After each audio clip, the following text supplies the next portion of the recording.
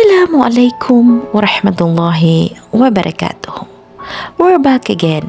Medyo matagal-tagal na rin po tayong hindi nakakapagbahagi ng mga kwento.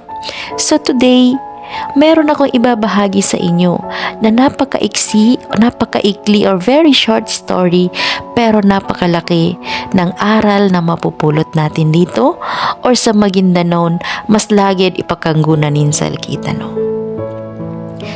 Ang nakakaiyak na pagtatagpo.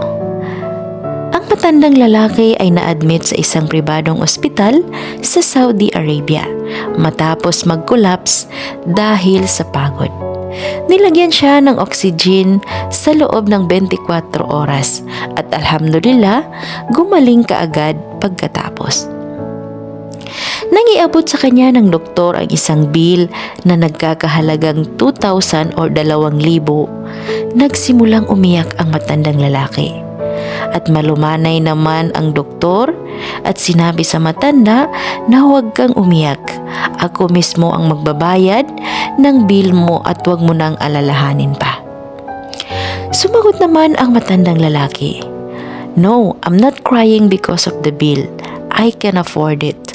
Umiiyak ako dahil ngayon ko lang napagtanto na 78 years o 78 taon na pala akong humihinga sa hangin na pagmamay-ari ni Allah at hindi niya ako pinagbabayad o hindi ako nagbabayad ng kahit isang riyal.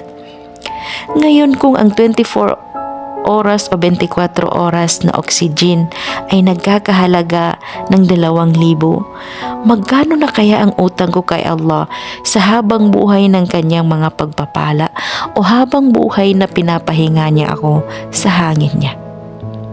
Ibinaba ng doktor ang kanyang ulo habang umiiyak.